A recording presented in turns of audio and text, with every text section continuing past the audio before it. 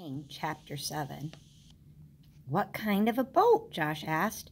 The water in Indian River isn't very deep, but it's deep enough for a rowboat, Ruth Rose said. Dink thought about the river near Ron's bait shop. They'd all waded there before. The water was only up to their knees. Yeah, he said, maybe they took Sammy downriver in a small boat. When they got to the deep part, they could have put him in a bigger boat and taken him out to sea, Ruth Rose added. The kids stared at each other. Dink thought about poor Sammy, afraid of noises and animals, tied up in some boat. We have to do something, guys, he said. Let's go see if we can find more clues at the bait shop. He ran down the stairs to the kitchen. Ruth Rose hurried after him, with Josh and Pal right behind her. Your mom told us to stay put, Josh reminded Dink. I know, Josh. Dink was scribbling on a pad. I'm telling her where we're going, he said. We'll probably be back before she sees this. Come on. The kids cut through the dining room and headed for the back door. Into the front yard, Pal snuffled with his nose along the ground while the kids searched with their eyes. Nothing, Dink muttered after a few minutes. The trail ends here. Suddenly, Pal yanked on the leash. Whoa, doggy, Josh said. But Pal kept pulling. He dragged Josh to the road. At the curb, Pal's nose went right into the gutter. Look, Josh said. He held up a fourth piece of yellow glass. Dink and Ruth Rose ran over. Sammy must have dropped it when the kidnappers loaded him into a car, Ruth Rose said. And I bet the trail picks up again down at the river, Dink said. Let's go. With Pal loping along behind them, the kids hurried down Woody Street. They cut past the elementary school, then crossed Duck Walk Way toward the river. Inside his shop, Ron Pinkowski was feeding the bait shiners in one of his huge tanks.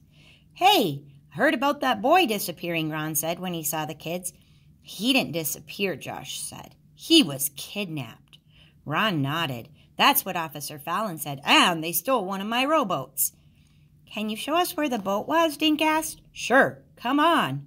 Ron took the kids outside. Right over there, he said, pointing to an upside-down boat along the riverbank. There was an empty space between two of the boats.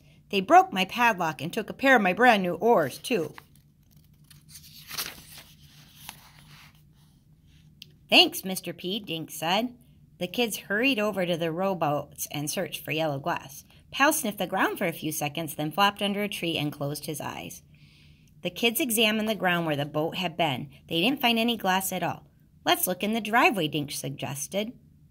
They walked back to the road, then worked their way down to the boats again. Josh found a nickel, but there wasn't a piece of yellow kaleidoscope glass anywhere. That's weird, said Dink. If Sammy left a trail back at my house, why didn't he drop another piece of glass when he got here? Maybe he ran out of glass, Josh said. Ruth Rose shook her head. How could he? He took all the yellow glass, remember? You know, Dink said, something about the yellow glass is bugging me. Why did Sammy leave a yellow trail? Why not red or blue? Well, he had the colors in separate little piles, Josh said, so maybe he just grabbed the closest pile and it was yellow. Ron Pinkowski walked over. What are you kids looking for? He asked. Dink explained about the trail of yellow glass. You didn't see any, did you? Nope, just the tassel thing, and I gave it to Officer Fallon. Did you hear a car last night, Ruth Rose asked.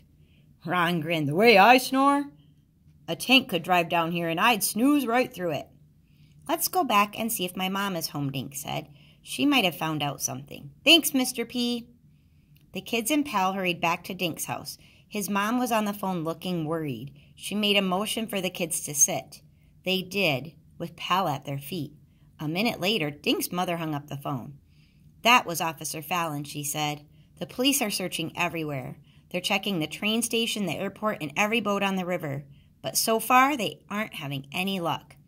Dink's mother looked at the kids with concern. How could a boy just disappear without a trace, she asked.